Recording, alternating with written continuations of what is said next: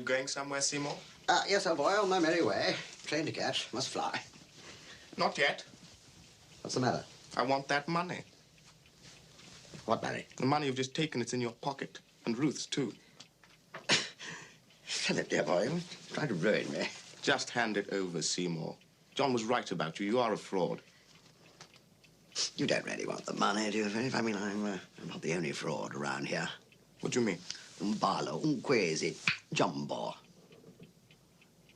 Pardon? Yeah. At least I have been to Africa, which is more than you have. You never did understand the Swahili, did you? Well, I recognize the dialect. Did you? Did you indeed? Well, that's strange, because I just made it up. And I've been watching the post, all those letters from Croydon. Terrible to think that's the nearest you've ever been to the equator. But don't worry, Philip, I understand. We're in the same boat, really. We just want to be accepted. We'll call it our little secret. I mean, if they ever discovered that you weren't the son of a chief, you'd never live it down, would you? I still want that money. You don't be a fool, boy. Don't do what he said. Give him the money. Come on, you heard. What a pity. Almost got away with it. You got away with nothing. I saw through you, mate. I've been watching you.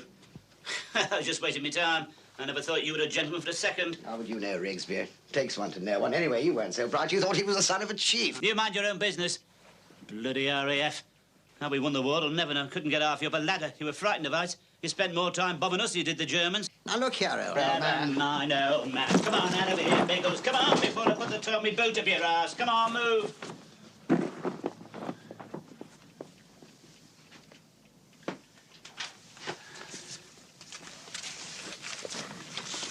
You're not the son of a chief, then? No. You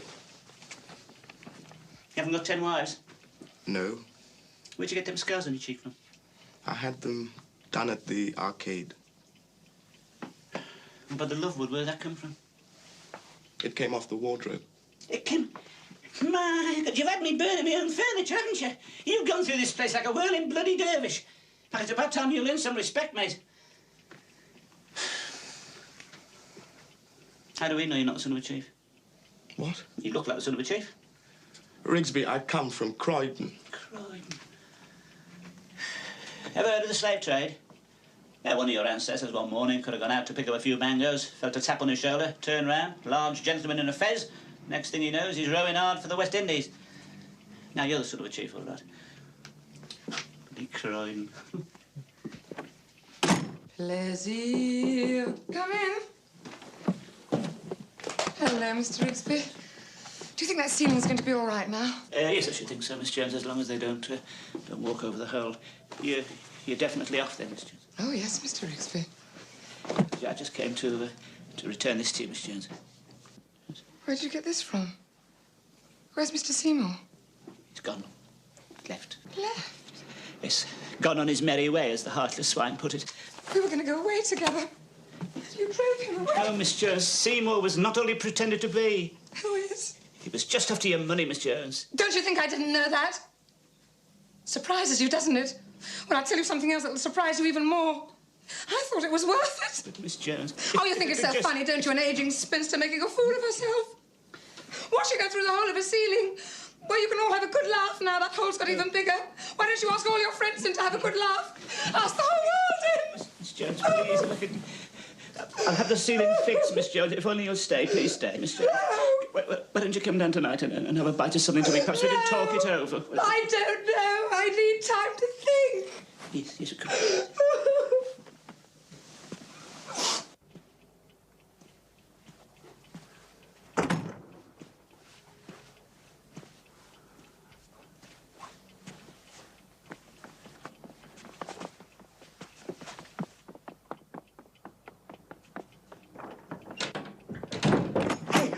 You've got to hide me. Sandra's father's looking for me.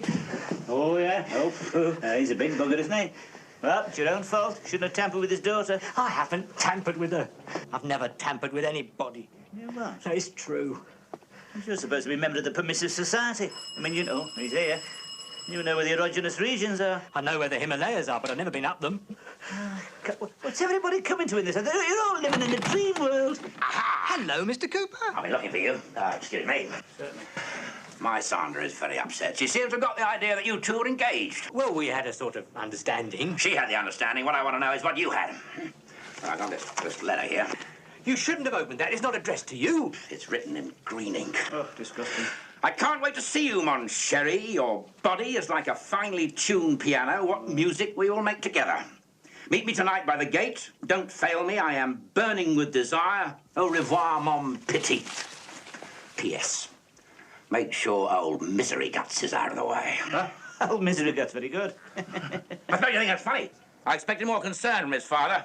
His father? You both got the same depraved expression. Yes, No. It's people like you are responsible for this permissive society. I realise now that Sandra's been lucky. Fancy having you for a father-in-law. No, I'm not his father. Thank you very much. And he's right. You shouldn't have read his letter. He came You out. people, you keep rabbiting on about the permissive society. Have you seen it? Push me Of in the course you crowd. haven't. I'll tell you why it doesn't exist. I ought to know. I've looked for it. And I'll tell you something else. It's no different. No. So don't give me any of that nonsense about trends and all that rubbish. Things are just the same as they were between a man and a woman. Right off you go. Go on. You're not the first who kicked out of here today. Go on.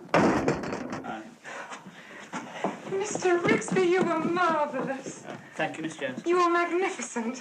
I never realised you felt like that before. So eloquent and so fearless. Oh, yes, I've never known the meaning of fear, Miss Jones. Not Suzanne's here. I was thinking, Mr. Rigsby, perhaps supper tonight would be rather nice. You mean you're going to stay, then? We could have it in my room.